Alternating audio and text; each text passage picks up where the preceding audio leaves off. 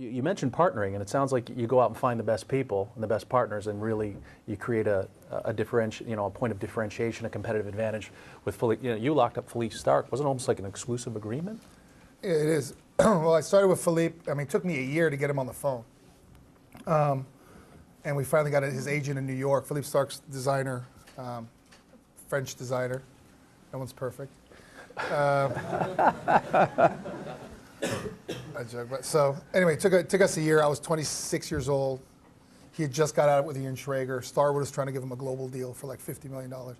And here was this guy out of LA calling him saying, hey, I got a place on Sunset I want you to design for a club. Anyway, it took a year to meet him, met his agent, came out to LA, said he'd do the deal, very expensive. He probably threw a number out there that he didn't think I'd accept, and I did. Learned that too. But more importantly was, it grew. A, I didn't give up on him, and B, I showed him, when you're dealing in Paris and London and New York and China and Beijing, and this was a very unique time in the world for him because he'd just gotten out of an exclusive relationship. That coming out to LA in a very tough flight to do a little club, it wasn't the easiest thing to get. Kind of back to the Nextel conversation. I mean, I didn't give up on something that I really had a passion for. So through that, we did another deal. We did where area is now. We had a design contract there, and then I bought a hotel in South Beach, which is right next to the Delano, which he designed. Actually, was the first kind of, I'd say, if you would put a finger on the emergence of boutique hotels, even the term was the Delano Hotel in South Beach, Miami, on 17th and Collins, and we bought the one right next door on the beach. So we signed a contract there, all one-off contracts.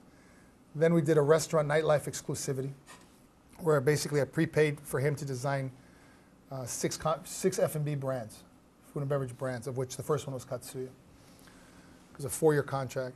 And then the next time he came to LA, I got him on a 15-year contract for hotels in North America, Mexico, and the Caribbean. So our relationship grew, and he really became a true partner. And he really gave me, being in LA, when you go to London and New York, you're really in the center of the world. And it's kind of good and bad, because here you have less competition. There, everybody's there. I mean, you really make or break very, very quickly. And for me, getting him, getting a commitment from him to really help create brands was really kind of what got us going, and obviously that instant credibility. Sure.